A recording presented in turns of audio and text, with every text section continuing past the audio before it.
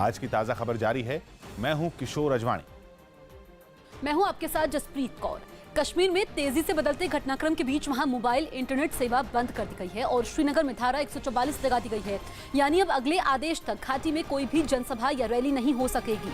साथ ही national conference के नेता उमर अब्दुल्ला को उनके घर में ही नजरबंद किया गया है। आधी रात को जम्मू कश्मीर के राज्यपाल सत्यपाल मलिक ने एक आपात बैठक बुलाई, जिसमें डीजीपी, आईजी और मुख्य सचिव मौजूद रहे। इसके अलावा कश्मीर यूनिवर्सिटी ने अपनी सभी परीक्षाएं स्थगित कर दी हैं। जम्मू में भी धारा 144 लगा दी गई है और इंटरनेट सेवाएं बंद कर दी गई हैं।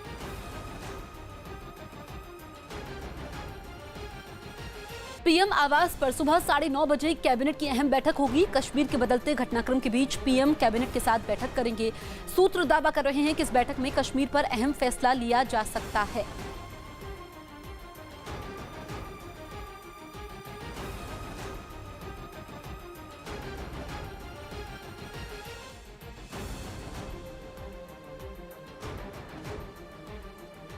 हमारे तमाम सहयोगी हमारे साथ लाइव मौजूद हैं। श्रीनगर से हैं रिफत और संदीप। इसके अलावा दिल्ली के विजय चौक से हैं अमित सिंह और पीएम आवास से हैं विक्रांत यादव। सबसे पहले मैं श्रीनगर चलती हूं रिफत और संदीप के पास।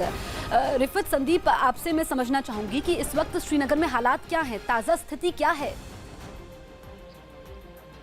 देखिए, इस वक्त जो ताज़ा हालात हैं, यहाँ पे काफ़ी रिस्ट्रिक्शंस लगा दी गई हैं। सेक्शन 144 लगा दिए गए और साथ ही कर्फ्यू जैसा माहौल हर तरफ से देखने को मिल रहा है। रिस्ट्रिक्शंस लगा दी गई हैं। इस वक्त हम डल लेक के साथ में और आप देख सकते हैं यहाँ सब कुछ जो है ठप पड़ गया है। टूरिस्ट जो है पहले ही निकल चुके हैं। यात्री जो है अमरनाथ यात्री वो भी यहाँ से निकल चुके हैं, लेकिन आगे जो है हर तरफ से रिस्ट्रिक्शंस लगा दी हैं। बैरिकेड्स खड़ा कर दिए गए हैं। सीआरपीएफ, पुलिस, बाकी जो पैरामिलिट्री फोर्सेज हैं उनको तैनात किया गया है किसी भी इम्कानी सिचुएशन के साथ डील करने के लिए। लेकिन सबसे बड़ी बात यह है कि अब यहाँ पे कम्युनिकेशन कट चुका है, क्योंकि पहले ही इंटरनेट सर्विस बंद कर दी गई थी और साथ ही रात के दौरान मोबाइल फ़ोन की सर्विस भी बिठा दी गई और लैंडलाइन फ़ोन पहली बार इतने सालों में ब्लॉक कर दी गई है। तो अब कोई यहाँ से कॉल भी नहीं कर सकता है और ऐसे में ये कहा जा सकता है कि कुछ जो आशंकाएं लगाई जा रही कि कुछ होने वाला है, तो जिस तरीके के इंतजाम किए गए हैं, तो ऐसे में ये कहा जा सकता है कि जो हालात अब बने हुए हैं तो कुछ तो ज़रूर होना है, क्योंकि अब मीटिंग भी अभी 9:30 के करीब शुरू होने जा रही है, कैबिनेट मीटिंग। और ऐसे में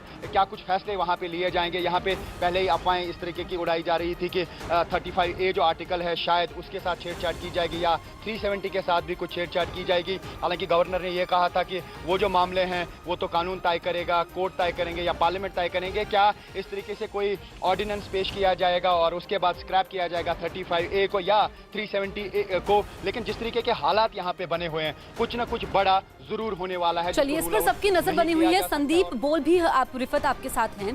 संदीप, मैं आपसे समझना चाहूंगी, क्योंकि एक आम नागरिक जानना चाहता है कि जो कश्मीर में इस वक्त सेना है, सीआरपीएफ है, क्या मतलब इसका निकाला जाए और जो नेताओं को नजरबंद किया गया है, चाहे हम फारूक, माफ कीजिएगा, अगर हम उमर अब्दुल्ला की बात करते हैं या फिर महबूबा मुफ्ती की बात करते हैं, तो इसको किस तरीके से देखा जाए? संदीप, इनको दिखाएं।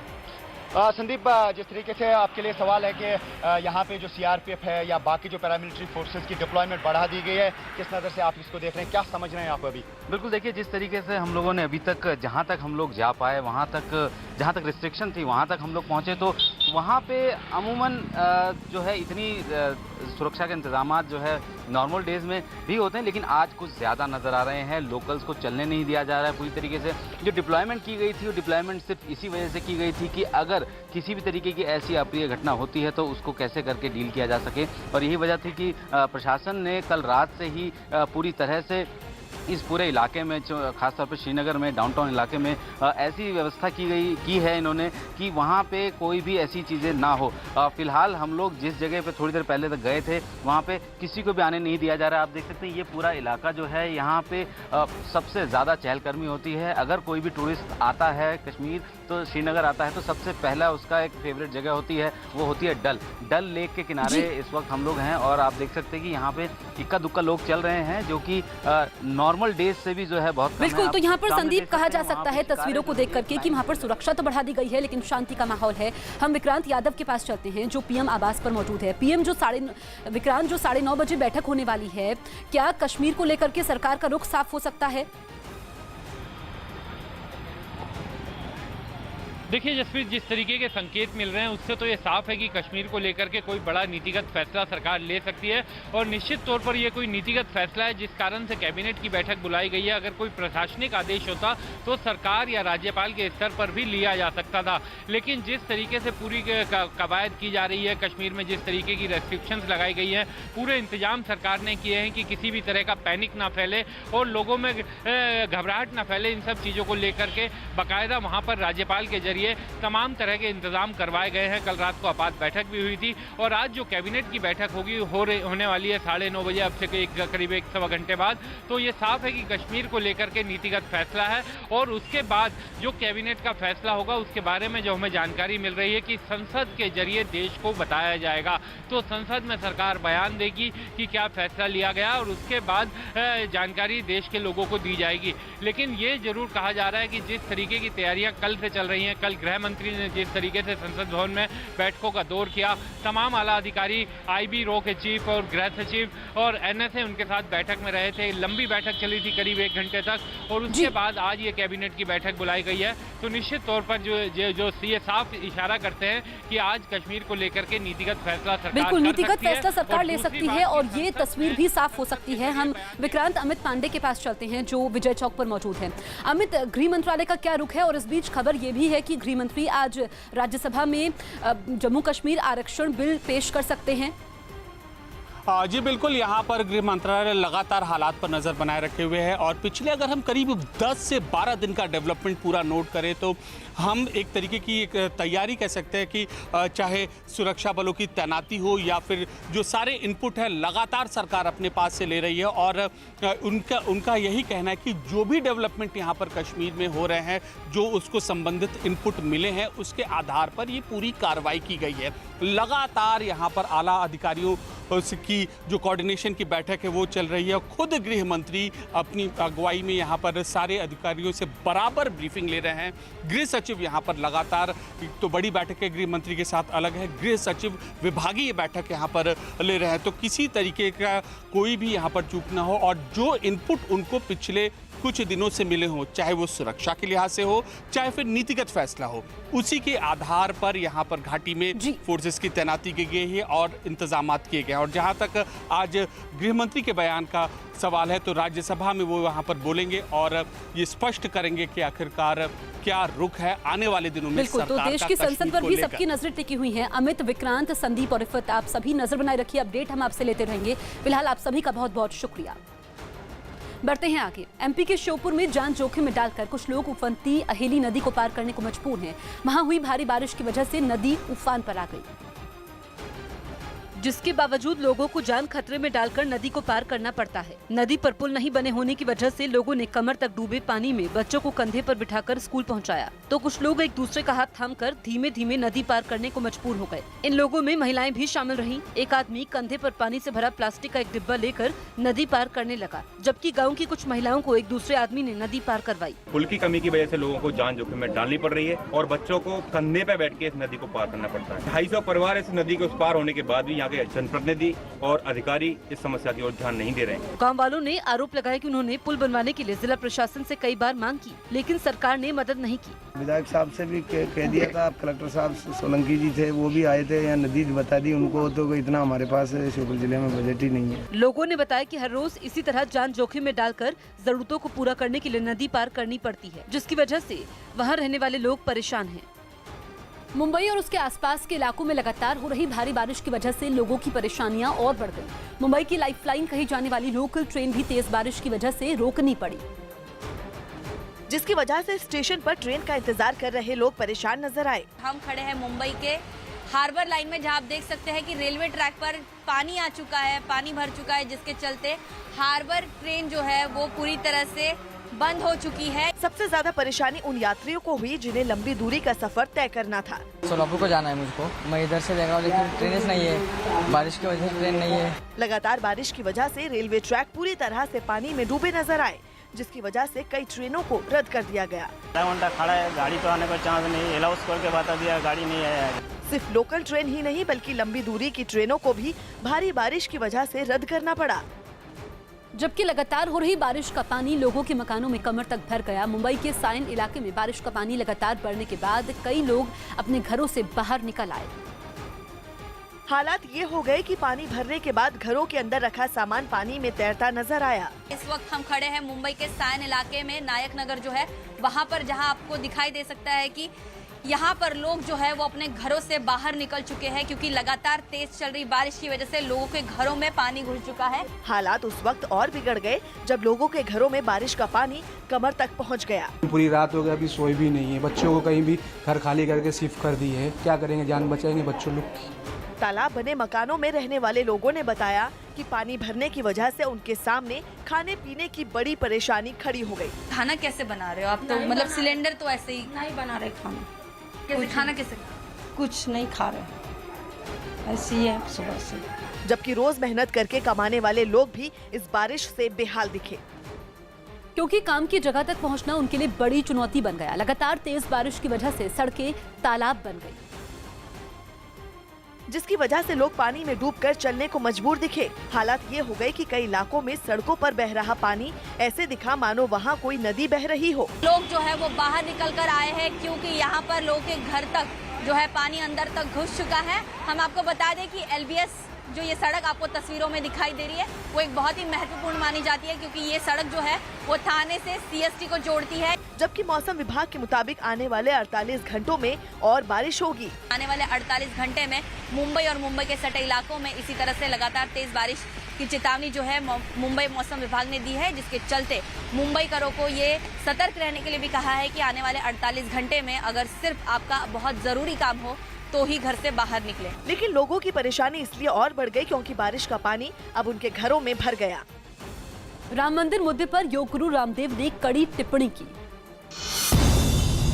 योग गुरु रामदेव ने राम मंदिर पर तल्ख तेवर दिखाते हुए कहा कि अयोध्या में राम मंदिर नहीं बनेगा तो क्या पाकिस्तान में बनेगा। राम का मंदिर अयोध्या में नहीं बनेगा तो क्या मक्का मदीना में पाकिस्तान में बनेगा भाई।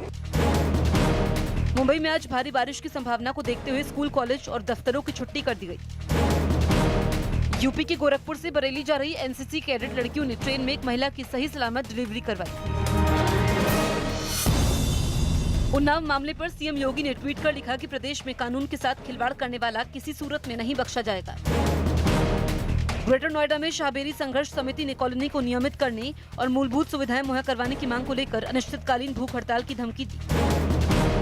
जयपुर के जल महल के संरक्षण का जिम्मा CISF के जवानों ने उठाया और साफ सफाई अभियान छेड़ दिया।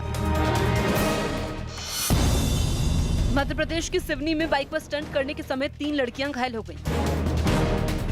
जयपुर में रॉयल राजपूत सावन महोत्सव में 400 से ज्यादा महिलाओं ने हिस्सा लिया। यूपी के बरेली में 101 फीट लंबी कावड़ यात्रा आकर्षण का केंद्र रही, जिसमें 250 से ज्यादा कावड़िए शामिल थे। उत्तर रेलवे ने 15 अगस्त से पहले रेलवे स्टेशनों पर मौजूद भिखारियों को हटाने की एक योजना बनाई। उत्तर रेलवे ने बताया कि दिल्ली NCR के 180 रेलवे स्टेशनों को 15 अगस्त से पहले भिखारी मुक्त कर दिया जाएगा। इसके लिए रेलवे ने एक NGO की मदद ली है जो इन भिखारियों के रहने का इंतजाम कर रहा है। साथ ही रेलवे स्टेशन से हटाए जाने वाले भिखारियों को रोजगार दिलाने के लिए उनको छोटे मोटे काम भी सिखाए जा रहे हैं। उत्तर रेलवे के मुताबिक अब तक 60 से ज्यादा भिखारियों को स्टेशनों से हटाया जा चुका है। बताया गया कि दिन में भीख मांगने वाले और रात में प्लेटफॉर्म पर सोने वाले इन भिखारियों की वजह से रेलवे स्टेशनों पर सुरक्षा व्यवस्था बनाए रखने में मुश्किल होती है। इसीलिए रेलवे ने स्टेशनों की सुरक्षा व्यवस्था को ध्यान में रखते हुए भिखारियों को हटाने का फैसला लिया है। कोकर रेल मार्ग रोहा में चट्टान खिसकी, जिसकी वजह से मलबा आ गया और इस बीच आपको बता दें कि ड्राइवर ने सूझबूझ दिखाई। उसने पहले ही इमरजेंसी ब्रेक लगा दिया, जिसकी वजह से हजारों जिंदगियां बच गई। पटरी के आसपास कई लोग इकट्ठा भी हुए। बारिश से बचने के लिए इन लोगों ने हाथों में छाते ले रखे थे। हालांकि वक्त रहते ड्राइवर ने ट्रेन को रोका, जिससे कई जिंदगियां सुरक्षित बच गई। MP के बैतूल में स्कूल जाने के लिए बच्चे जान जोखिम में डालकर नदी पार करने को मजबूर है। भीमपुर में हुई भारी बारिश की वजह से नदी में पानी बढ़ गया। जिसके बाद नदी उफान पर आ गई। लेकिन ऐसे में स्कूल जाने वाले बच्चों की मुसीबत बढ़ गई। नदी पर पुल नहीं बना होने की वजह से बच्चों को एक छोटा बांध बनाने के लिए बनाए गए खंभों से कूद कूद कर दूसरे छोर पर जाना मजबूरी बन गई। स्कूल जाने वाले छात्र छात्राओं ने जान जोखिम में डालकर अधूरे पड़े इन खंभों से कूदकर जाना शुरू कर दिया। वहीं गांव वालों ने जिला प्रशासन पर लापरवाही का आरोप लगाया। बनाया था तो उसको भी तरीके का बनाना था, टोटल लापरवाही, उसके एक्सीडेंट हो रहे हैं, पैदल वाले गिर जा रहे हैं। एक अधिकारी ने पुल बनवाने के बजाय इन बिगड़ते हालात में कुछ दिनों तक स्कूल की छुट्टी करने का ऐलान कर दिया। ऐसी स्थिति आएगी तो ऐसे मोहल्लों में सालान नहीं लगेगी और बच्चों की सुरक्षा का पूरा ध्यान रखा जाए। कुछ लोग पानी कम होने पर नदी पार करते दिखे तो एक आदमी अपनी बाइक के साथ नदी पार करने लगा। बिहार के बांका में एक दीवार गिरने के नीचे दबने से 4 बच्चों की मौत हो गई, जबकि एक बच्चा घायल हो गया। हादसा तब हुआ जब बच्चे दीवार के पास खेल रहे थे। तभी अचानक दीवार उन पर गिर गई, जिसके नीचे सभी बच्चे दब गए। घटना के बाद वहां हड़कंप मच गया। मरने वाले बच्चों के घर वालों का रो रो कर बुरा हाल है। हादसे में अपने बच्चों को खो चुके घर वालों के आंसू थमने का नाम नहीं ले रहे। इस हादसे में एक ही परिवार के 2 बच्चों की भी मौत हो गई, जिसकी वजह से पूरा परिवार सदमे में है। वहीं घटना के बाद मरने वाले बच्चों के घर के बाहर लोगों की भारी भीड़ जमा हो गई। यूपी के बलरामपुर में गांव के लोगों ने फसल को नुकसान पहुंचा रही आवारा गायों को पकड़कर एक सरकारी स्कूल में बंद कर दिया। बताया गया कि ये गायें किसानों की फसल को लगातार नुकसान पहुंचा रही थी, जिसकी शिकायत कई बार जिला प्रशासन से की गई। लेकिन आरोप है कि जब कोई सुनवाई नहीं हुई तो लोगों को मजबूरी में आवारा गायों को एक सरकारी स्कूल परिसर में बंद करना पड़ा। फसलों का नुकसान हो रहा है, कोई रोकथाम के लिए कुछ है ही नहीं, इसलिए ग्रामीणों ने मिलकर ये स्कूल का जो बाउंड्री है इसी में लाके इनको कैद कर दिए हैं। गायों को स्कूल परिसर में बंद करने की खबर मिलने के बाद जिलाधिकारी और पुलिस की टीम वहां पहुंची और इन गायों को जंगल में छोड़ने का भरोसा देकर छुड़वाया। सभी गोवंश को सुरक्षित स्थान पर भेजने की तैयारी कर रहे हैं, भेजा जा रहा है। इन आवारा गायों में कुछ के शरीर पर जख्म भी दिखे, जिन्हें बाद में इलाज के लिए अस्पताल ले जाया गया। कश्मीर के हालात पर कांग्रेस ने पीएम से जवाब की मांग की। जम्मू कश्मीर के हालात पर कांग्रेस ने पीएम मोदी से संसद में बयान देने की मांग की। गुजरात के भरूच में दीवार गिरने से 3 बच्चों की मौत हो गई, जबकि 2 का इलाज चल रहा है। ऑल इंडिया प्रोफेशनल कांग्रेस के नेताओं ने कांग्रेस कार्य समिति के वरिष्ठ लोगों से कांग्रेस अध्यक्ष पद पर जल्द फैसला लेने की मांग की। बीजेपी के सांसदों की कार्यशाला के अंतिम दिन पीएम ने सांसदों को सकारात्मकता के साथ काम करने की नसीहत दी। उन्नाव रेप केस के आरोपी कुलदीप सेंगर और उसके साथी शशि सिंह को आज सीबीआई दिल्ली की 30 हजारी कोर्ट में पेश करेगी। फतेहपुर में एक महिला ने पति के खिलाफ शिकायत दर्ज करवाई कि उसे 3 तलाक बिल के पास होने की खुशी जताने पर तलाक दे दिया गया। महाराष्ट्र के रोहा में कोकड़ रेल मार्ग पर चट्टान का मलबा आने पर हादसा होने से टल गया। झारखंड के सिमडेगा में कुएं में एक 10 साल के बच्चे की डूबने से मौत हो गई। बिहार के बांका जिले में जर्जर मकान की दीवार ढहने से 4 बच्चों की मौत हो गई। लगातार 2 दिनों से हो रही भारी बारिश की वजह से मुंबई बेहाल हो गई। पानी भरने से जहां लोग परेशान दिखे, वहीं अलग अलग हादसों में 2 लोगों की भी मौत हो गई। जिसके बाद प्रशासन और सतर्क हो गया और मुंबई के सायन इलाके में सड़क पर खुले मेन होल के आसपास खतरे का निशान लगा दिया, जिसके बाद वहां से गुजरने वाले लोग सावधान हो गए और खतरे के निशान से दूरी बनाकर निकलते दिखे। सायन में हर तरफ पानी ही पानी नजर आ रहा था। सड़कें तालाब बन गई थीं और लोग उसमें डूबकर जाने को मजबूर दिखे। कुछ सड़कों पर ज्यादा पानी भरने के बाद उन्हें बंद कर दिया गया था। ऐसा ही हाल मुंबई के बकोला इलाके में भी दिखा। सड़कों पर बारिश का पानी ऐसे बह रहा था मानो वहाँ कोई दरिया बह रहा हो। इसी बीच सड़कों पर बारिश से भरे पानी में कुछ बच्चे खेलते भी दिखे। इस बीच मुंबई के कुछ इलाकों में लोगों का गुस्सा प्रशासन पर फूट पड़ा। बारिश और पानी भरने के बाद मुश्किल से जूझ रहे लोगों ने अपनी परेशानियों का जिक्र भी किया और हर साल सामने आने वाले ऐसे हालात के लिए प्रशासन को जिम्मेदार ठहराया। हर साल ऐसे ही पानी भरा रहता है, बहुत तकलीफ होती है हर साल में। जबकि कुछ लोगों ने प्रशासन की लापरवाही को पानी भरने की वजह बताया। ये जो पानी है वो बारिश का पानी नहीं है, मेट्रो का जो पानी है उन्होंने यहाँ पे छोड़ा है और उसका तकलीफ जो है वो सब पब्लिक को जा रहा है। पूरा झोपड़पट्टी में पानी घुसल है। भारी बारिश की वजह से नाला सुपारा में सड़क पर दूर दूर तक सिर्फ पानी ही पानी नजर आया।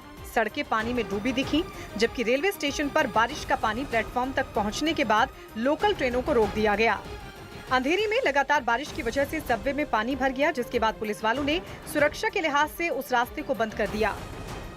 जम्मू कश्मीर के मुद्दे पर आज कैबिनेट कमेटी की भी बैठक होगी और बैठक से 1 घंटे पहले विदेश मंत्री एस जयशंकर और कानून मंत्री रविशंकर, गृह मंत्री अमित शाह बैठक के लिए पहुंच गए हैं। तो सीसीएस की ये बैठक होने वाली है। विक्रांत हमारे सहयोगी फोन लाइन पर मौजूद है। विक्रांत, सीसीएस की अहम बैठक होने वाली है और गृह मंत्री पहुंच चुके हैं। इस बैठक में क्या कश्मीर को लेकर के सरकार की रणनीति साफ हो सकती है? देखिए जसप्रीत, एक चीज अब एकदम क्लियर होती जा रही है कि ये जो बैठक है आज जो 9:30 बजे सीसीएस की बैठक और उसके बाद कैबिनेट की, कश्मीर को लेकर के कोई ना कोई बड़ा नीतिगत फैसला होना है। और गृह मंत्री और कानून मंत्री का अभी से बैठक से करीब 1.25 घंटे पहले पहुंचना ये दिखाता है कि किसी बड़े कानून में बदलाव की तैयारी सरकार कर रही है। और नीतिगत फैसला इसी कारण से कानून मंत्री और गृह मंत्री, जो सबसे बड़े डिपार्टमेंट होते हैं किसी भी कानून को बदलते वक्त या उसमें बदलाव करते वक्त, वो दोनों यहाँ पर पहुंच चुके हैं। प्रधानमंत्री के साथ उनका विचार विमर्श चल रहा है। एनएसए भी यहाँ पर पहुंच चुके हैं। 1.25 घंटे बाद कैबिनेट की बैठक होनी है, लेकिन उससे पहले फैसले लेने के लिए जो तकनीकी चीजें हैं उन पर आपस में ये चर्चा चल रही है। और अब ये साफ लगभग हो चुका है कि कश्मीर को लेकर के कोई नीतिगत फैसला सरकार कर सकती है और उस फैसले की जानकारी देश की संसद के जरिए देश के लोगों को दी जा सकती है। आज चूंकि संसद का भी दिन है, पार्लियामेंट खुला हुआ है, तो पार्लियामेंट में सरकार कैबिनेट में जो भी फैसला लेगी उसके बारे में जानकारी लोकसभा के जरिए देश को देगी। बिल्कुल विक्रांत, आप नजर बनाए रखिए, अपडेट लेंगे। फिलहाल शुक्रिया।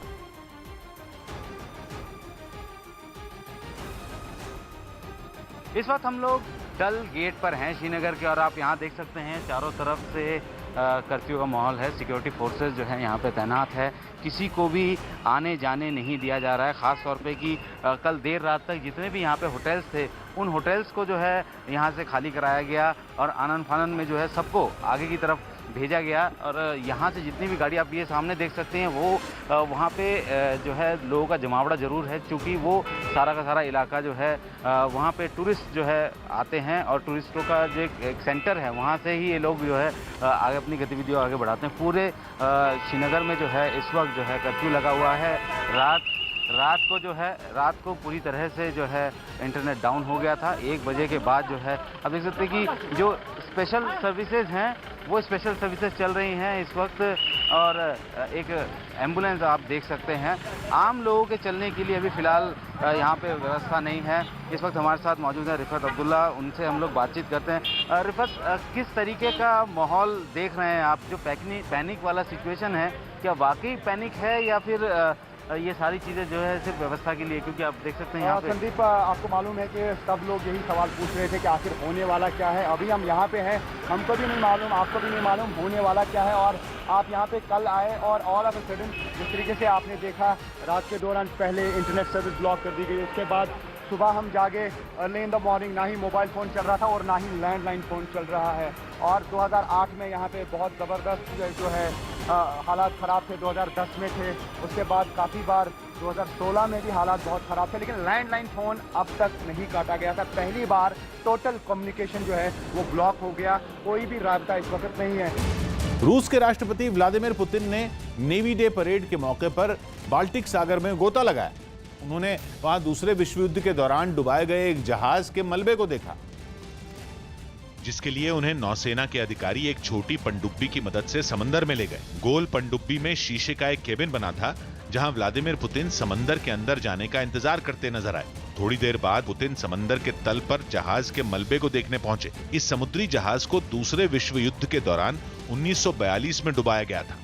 Россия своих героев не забывает। समंदर में जहाज को देखने के बाद पुतिन ने नौसेना की परेड में हिस्सा लिया। इस दौरान सेंट पीटर्सबर्ग के पास समंदर में आधुनिक जंगी जहाजों का प्रदर्शन किया गया। इसके साथ ही रूस के हेलीकॉप्टरों और विमानों ने भी नेवी डे परेड में हिस्सा लिया। मुंबई और उसके आसपास के इलाकों में पिछले 2 दिनों से लगातार हो रही बारिश की वजह से रेल, सड़क और हवाई सेवाएं बुरी तरह से प्रभावित हुई हैं।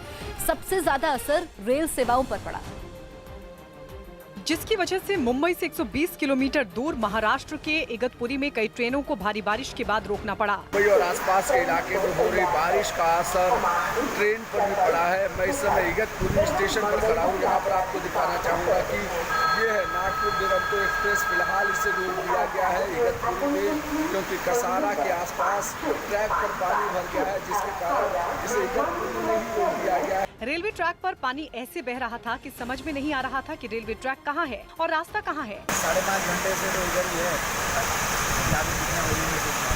हालात ज्यादा बिगड़ने के बाद मुंबई की तरफ जाने वाली लगभग सभी ट्रेनों को रोक दिया गया। स्टेशन और आसपास पानी ऐसे बह रहा था कि मानो वहाँ कोई नदी बह रही हो।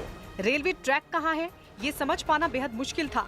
हर तरफ पानी ही पानी नजर आ रहा था। सड़क, मैदान, खेतों में खड़ी फसलें सब पानी में डूबी नजर आई। महाराष्ट्र के ठाणे में भारी बारिश ने लोगों की मुसीबत बढ़ा दी। वहां हुई बारिश की वजह से डोंबिवली इलाके में पानी भर गया और चारों तरफ नजरें दौड़ाने पर सिर्फ पानी दिखाई दिया। ऊंची ऊंची इमारतें पानी से घिर गई और वहां खड़ी कई गाड़ियां और बाइक पानी में डूब गई। एक आदमी अपनी बाइक को पानी से निकालने की कोशिश करने लगा, लेकिन ये इतना आसान नहीं था। सड़क का तो नामो निशान ही मिट गया। सड़कों पर पानी भरने की वजह से ट्रैफिक जैम हो गया और लोग परेशान होते रहे। कुछ लोग सड़क किनारे खड़े होकर पानी में डूबे इलाके को देखते रहे तो कुछ घुटनों तक भरे पानी में आगे बढ़ने लगे। वहाँ कई जगहों पर पानी भरने की वजह से लोग अपनी मंजिल पर नहीं पहुँच पाए। महाराष्ट्र के दूसरे इलाकों में भी लगातार बारिश होने से मुश्किलें बढ़ गईं। पालघर में सूर्या नदी का जलस्तर बढ़ने के बाद नीचे के गांव में अलर्ट जारी किया गया, जिसके बाद सूर्या नदी पर बने ढामरी डैम से 42,000 क्यूसेक पानी छोड़ा गया। मुंबई के पास ठाणे में लगातार बारिश हो रही है, जिसकी वजह से लोकल ट्रेनों को रोक दिया गया। वहां रेलवे ट्रैक पर पानी ऐसे बह रहा था मानो कोई नदी हो। जबकि मुंबई के पास कल्याण में भी भारी बारिश का असर दिखा। ट्रेनें रद्द होने से लोग परेशान दिखे, जबकि रेलवे ट्रैक भी पानी में डूबे नजर आए। पूर्वी चीन के एक इलाके में एक स्कूटर सवार तेज रफ्तार मिनी ट्रक की चपेट में आ गया। स्कूटर सवार हरी बत्ती होने पर सड़क पार करने की कोशिश कर रहा था, लेकिन इसी दौरान सड़क से गुजर रहा एक मिनी ट्रक अचानक मुड़ा, जिससे स्कूटर सवार उसके पहिए के नीचे आ गया। हादसे के वक्त सड़क पर कई गाड़ियां गुजर रही थीं। इसी दौरान एक मिनी ट्रक अचानक दाईं ओर मुड़ गया, जिसकी वजह से स्कूटर वाले की ट्रक से जबरदस्त भिड़ंत हो गई। टक्कर के बाद स्कूटर सवार ट्रक के एक पहिए के नीचे आ गया। पहिए के नीचे आने से उसके सिर में लगे हेलमेट के परखचे उड़ गए। हेलमेट पहना होने की वजह से उसकी जान बाल बाल बच गई। 没有留心观察车外的情况，并且在转弯的时候没有控制好车速。 हालांकि मिनी ट्रक की चपेट में आने से स्कूटर सवार को चोटें आईं, जिसकी वजह से उसे अस्पताल में भर्ती कराया गया। वहीं महाराष्ट्र के नासिक में लगातार हो रही भारी बारिश से गोदावरी नदी खतरे के निशान को पार कर गई और नदी का पानी उस पर बने बांध के ऊपर से बहने लगा, जिसकी वजह से नदी के किनारे बने कई मंदिरों में पानी घुस गया। एक मंदिर के अंदर पानी इतनी तेजी से घुसता दिखा जैसे मंदिर के अंदर नदी ही घुस रही हो। इस दौरान मंदिर की सीढ़ियों पर नदी का पानी तेजी से बहता रहा, जिसकी वजह से मंदिर के अंदर कई फीट पानी जमा हो गया। जिस रफ्तार से मंदिर के अंदर पानी घुसता दिखा, उसे देखकर लोग सहम गए। ऐसा लगा कि थोड़ी ही देर में मंदिर पूरी तरह से डूब जाएगा। सैलाब आने के खतरे की आशंका से इलाके के लोगों में हड़कंप मच गया। इस दौरान कुछ लोग वहां फंसे दिखाई दिए, जबकि कुछ लोग अपने बच्चों के साथ सुरक्षित स्थान पर जाते दिखे। गुजरात के छोटा उदयपुर में भारी बारिश की वजह से वहां की ओरसंग नदी में बाढ़ आ गई। बाढ़ का पानी नदी के पास के कई रिहायशी इलाकों तक पहुंच गया, जिसके बाद सड़क पर पानी का सैलाब बहता दिखाई दिया। इस दौरान बाढ़ के पानी में एक आदमी भी बहता हुआ दिखाई दिया, जिसे देख वहां मौजूद लोग चौकन्ने हो गए और उसे बचाने के लिए तेज बहाव के बीच आकर खड़े हो गए। लोगों ने पानी के साथ बहकर आए आदमी को पकड़ लिया और उसे खींचकर पानी से बाहर निकाला। वहीं बाढ़ के पानी में कई मकान भी तबाह हो गए, जबकि कई मकानों को बाढ़ अपने साथ बहा ले गई। दूर दूर तक केवल पानी ही पानी दिखाई दे रहा था। हालात इतने खराब थे कि नदी और सड़क में फर्क कर पाना मुश्किल हो गया। बाढ़ की वजह से हर तरफ बर्बादी नजर आई। इस दौरान इलाके के लोग मदद के इंतजार में बाढ़ से तबाह हुए अपने मकानों के पास खड़े दिखाई दिए। अमेरिका की एक कंपनी ने एक ऐसा बोर्ड बनाया है जिस पर खड़े होकर लोग हवा में उड़ सकते हैं। ये बोर्ड बैटरी से चलता है, जिसके सहारे उड़ने के लिए लोगों को बोर्ड पर खड़ा होना पड़ेगा। सेंसर लगे होने की वजह से बोर्ड इंसान के चढ़ने के बाद अपने आप उड़ने लगता है। बोर्ड में 36 इलेक्ट्रिक मोटर लगी हैं, जिनकी मदद से ये जमीन से ऊपर उठ सकता है। यही नहीं, इसमें चुंबक की 6 प्लेटें भी लगी हैं। इसे बनाने वाली आर्कस स्पेस कंपनी ने 3 साल पहले इसका पहली बार प्रदर्शन किया था। First, I was a little nervous to be the fastest pilot of the ARCA board. Board पर उड़ने के दौरान लोगों को संतुलन का खास ख्याल रखना पड़ता है। कंपनी ने दावा किया कि बोर्ड को मोबाइल फोन से भी कंट्रोल किया जा सकता है। उड़ने वाले बोर्ड को खरीदने के लिए लोगों को ऑनलाइन ऑर्डर करना होगा। 3 साल पहले किए गए प्रदर्शन के बाद उड़ने वाले बोर्ड को बनाने वाली कंपनी इसमें कई बदलाव करने में जुटी है। फिलहाल ये बोर्ड एक बार आधे घंटे तक बैटरी चार्ज होने के बाद 6 मिनट तक उड़ान भर सकता है। इस दौरान लोग बोर्ड पर खड़े होकर जमीन से 1 फीट की ऊंचाई पर उड़ सकते हैं। हालांकि उड़ान के वक्त 82 किलो का बोर्ड अपने साथ 110 किलो तक का ही वजन ढो सकता है। इस बोर्ड की कीमत भारतीय रुपयों में करीब 13 लाख है।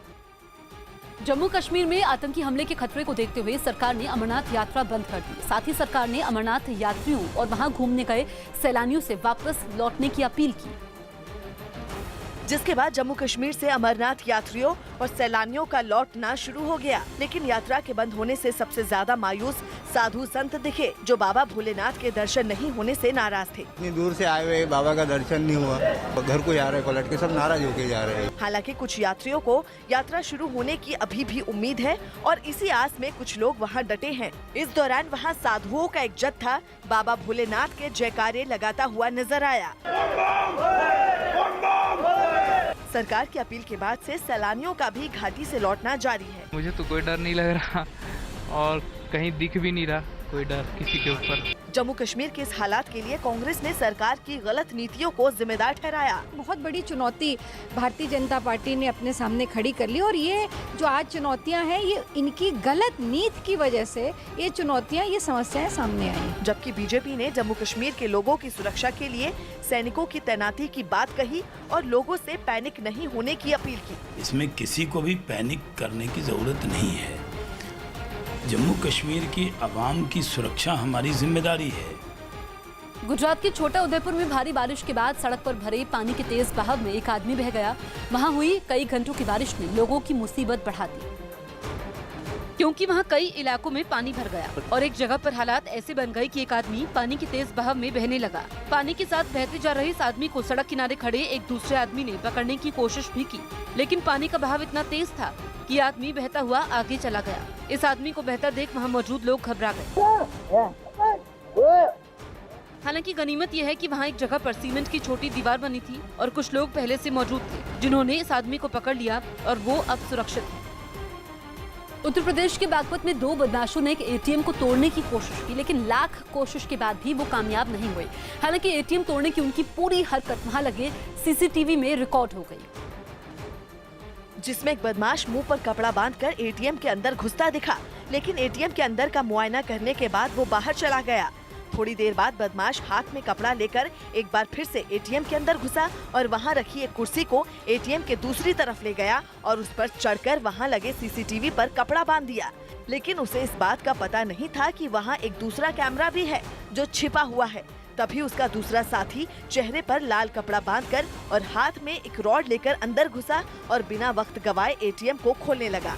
थोड़ी देर की कोशिश के बाद उसने एटीएम के निचले हिस्से को खोल लिया। इसके बाद बदमाश उस हिस्से को खोलने लगा जहां पैसे रखे हुए थे, लेकिन लाख कोशिश के बाद भी एटीएम का वो हिस्सा नहीं खुला, जिसके बाद दोनों बदमाश खाली हाथ एटीएम से बाहर चले गए। घटना के बाद मामले की जानकारी पुलिस को दी गई, जिसके बाद पुलिस ने केस दर्ज कर सीसीटीवी फुटेज के आधार पर दोनों बदमाशों की तलाश शुरू कर दी। इनका मुकदमा पंजीकृत कर लिया गया है। अब वो सीसीटीवी से देख करके इसकी विवेचना करेंगे। राजस्थान के भरतपुर में एक आदमी की मौत के बाद उसके परिवार के लोगों ने जमकर हंगामा किया। आरोप है कि आदमी की एक शोरूम में गोली मारकर हत्या कर दी गई, जिसके बाद परिवार ने पुलिस पर मामले को दबाने का आरोप लगाया और अस्पताल में जमकर हंगामा किया। इस दौरान परिवार के लोगों की पुलिस के साथ बहस भी हुई और जब पुलिस ने हंगामा कर रहे लोगों को समझाने की कोशिश की तो गुस्साए लोगों ने पुलिस को धक्का मारकर कमरे से बाहर निकाल दिया।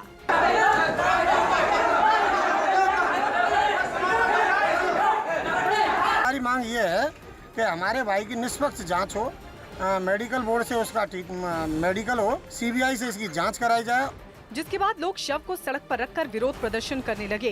गुस्साए लोगों ने सड़क पर बैरियर लगा दिए और वहां बाइक से आ रहे कुछ लोगों को जबरन लौटा दिया, जिसके बाद सड़क पर कई घंटों तक जाम लगा रहा। परिवार के लोगों ने आदमी की हत्या की आशंका जताते हुए मामले की जांच की मांग की। 9 युवक की हत्या की गई है, उसके बारे में मेडिकल बोर्ड बनवाया है। उस मेडिकल बोर्ड से पोस्टमार्टम होगा। 3 जो आदमी गिरफ्तार हुए उनके इन लोगों के सामने उनसे पूछताछ होगी। मामला बढ़ता देख भारी संख्या में पुलिस बल मौके पर पहुंच गया और लोगों को शांत कराने की कोशिश करने लगा, लेकिन लोगों का हंगामा जारी रहा। जिसके बाद राज्य के पर्यटन मंत्री लोगों से मिलने पहुंचे और लोगों को कार्रवाई का भरोसा दिया, जिसके बाद हंगामा शांत हुआ। उसके 7 लड़के थे, उनको हमने डिटेन किया हुआ है। FIR अब लेकर के उसके हिसाब से विधिवत कार्रवाई होगी वो करेंगे। वहीं इस मामले में पुलिस ने कुछ लोगों की गिरफ्तारी का भी दावा किया। जम्मू और श्रीनगर में धारा 144 लागू कर दी गई है। आज जम्मू कश्मीर के मुद्दे पर कैबिनेट की बैठक भी है। इससे पहले घाटी में सुरक्षा बढ़ाई गई। कश्मीर घाटी में मोबाइल सर्विस और फोन सर्विस ब्लॉक कर दी गई है और साथ ही यहाँ से टूरिस्ट वापस गए हैं और यात्रियों को पहले ही कहा गया था कि वो यहाँ से चलें और ये डल लेक का हाल है। यहाँ से टूरिस्ट से निकल चुके हैं, लेकिन कुछ ऐसे भी लोग हैं जो अभी यहाँ आ रहे हैं, लेकिन यहाँ से उनको शायद किसी और रूट के ज़रिए जाना होगा। लेकिन उनके पास अब सबसे बड़ा सवाल यही है कि मोबाइल फ़ोन उनका नहीं चल रहा है, इंटरनेट नहीं चल रहा है। तो जो कम्युनिकेशन बाकी लोगों से करना चाह रहे होते या उन्होंने कल सोचा होता तो उनके लिए कहीं ना कहीं प्रॉब्लम ज़रूर होगी। आप हमें यहाँ पे बताइए कि आप कहाँ से आए और फ़ोन वगैरह जो चल नहीं पा रहा है उसके बारे में क्या? अभी तो फिलहाल हम टैक्सी में आए एयरपोर्ट से। We are coming from New York और हमारा ये है कि मोटरसाइकिल राइड पे जा रहे हैं हम अबाउट 11-12 लोग। तो राइड ऑफ माई लाइफ करके कंपनी है, वो लोग ने ऑर्गेनाइज की है। तो यहाँ से हमें मनाली जाना है 10 दिन में।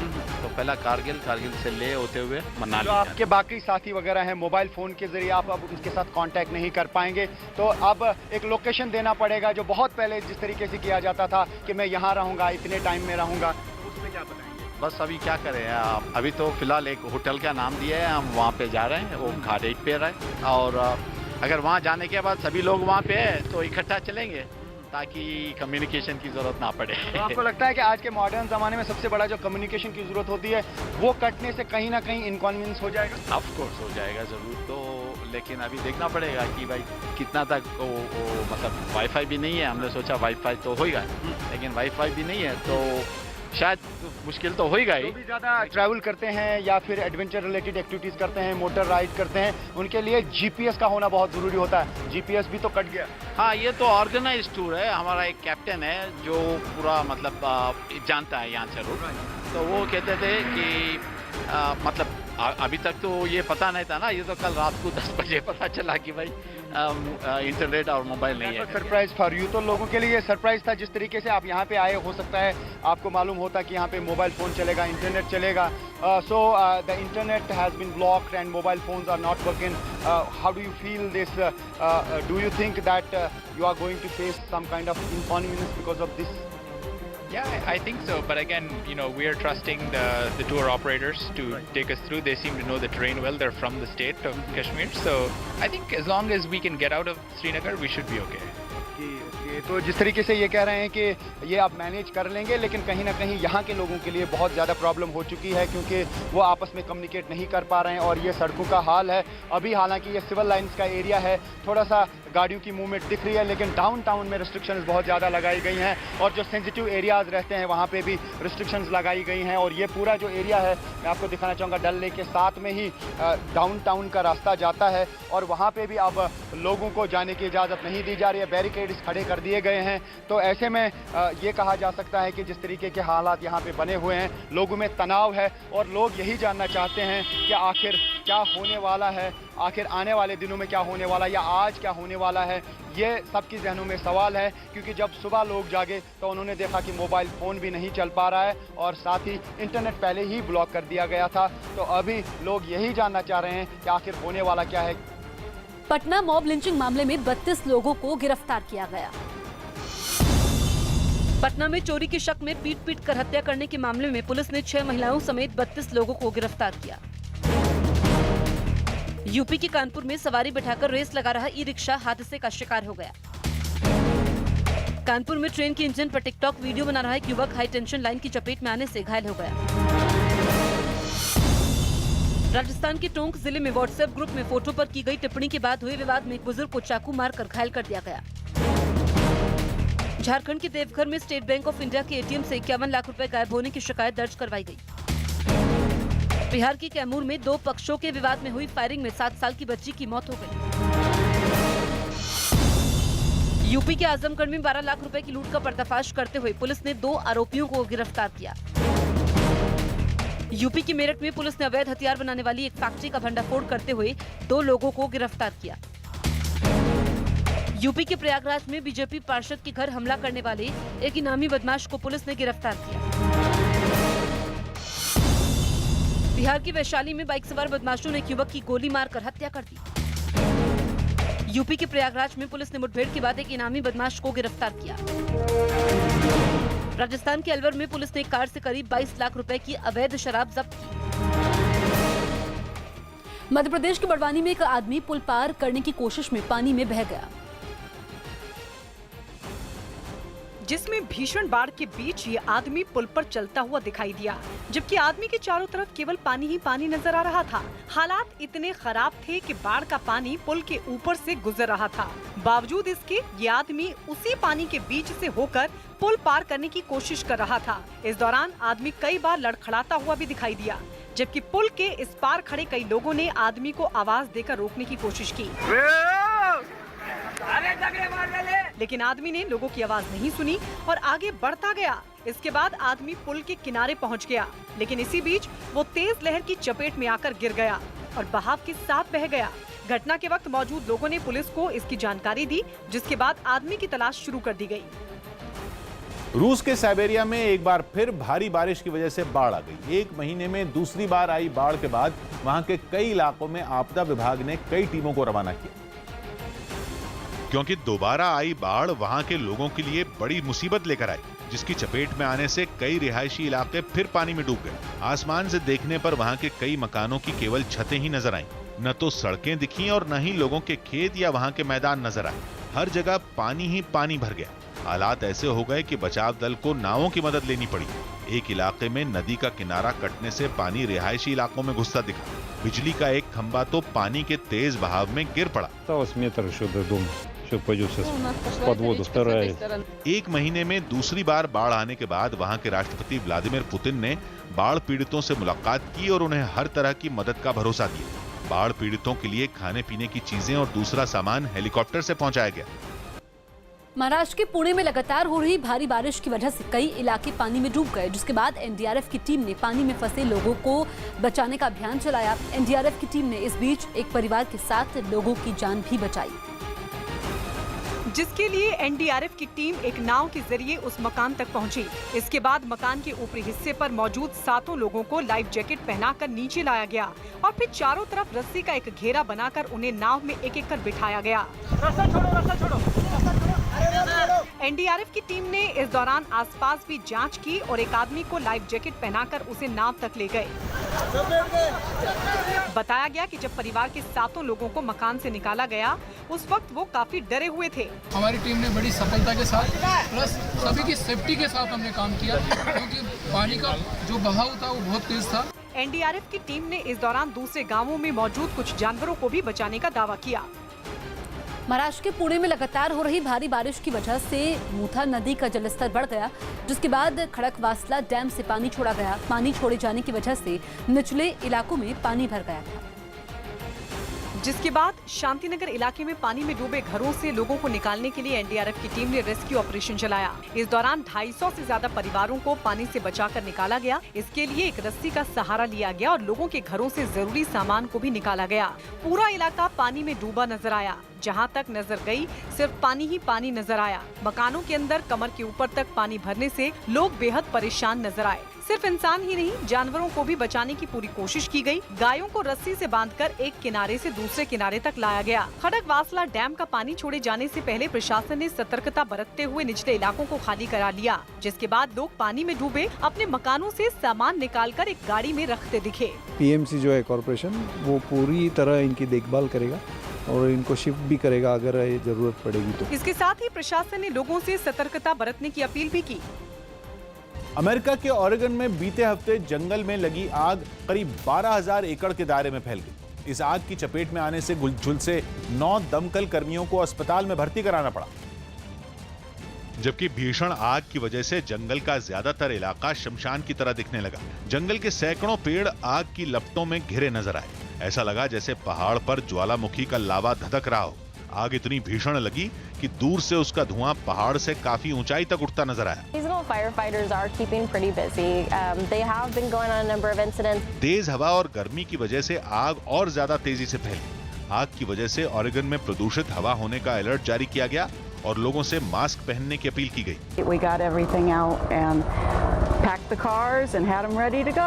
आग वहां के हाईवे तक पहुंच गई, जिसके बाद कई सड़कों को बंद कर दिया गया। आग बुझाने के लिए हेलीकॉप्टर का सहारा लिया जा रहा है। दमकल कर्मियों ने हेलीकॉप्टर की मदद से वहां की एक झील से पानी उठाकर आग वाली जगहों पर गिराया। अमेरिका के टेक्सास के एक शॉपिंग मॉल में हुई गोलीबारी में 20 लोगों की मौत हो गई। यह हमला एल पासो शहर के एक मॉल में हुआ, जिसके बाद पूरे इलाके को खाली करवा लिया गया। और शॉपिंग मॉल के बाहर भारी संख्या में पुलिस और स्वैट कमांडो की टीमें तैनात नजर आईं। इस दौरान हेलीकॉप्टर के जरिए भी इलाके में गश्त की गई। पुलिस ने दावा किया कि घटना को एक 20 साल के लड़के ने अंजाम दिया, जिसे गिरफ्तार कर लिया गया। As of right now, like I confirmed earlier, we do have one person in custody. That's the information we have right now. राष्ट्रपति डोनाल्ड ट्रंप ने भी ट्विटर के जरिए इस घटना पर दुख जताया और हादसे के शिकार लोगों को मदद का भरोसा दिया। वहीं इस घटना में 22 लोग भी घायल हुए, जिनमें कई की हालत गंभीर बताई गई।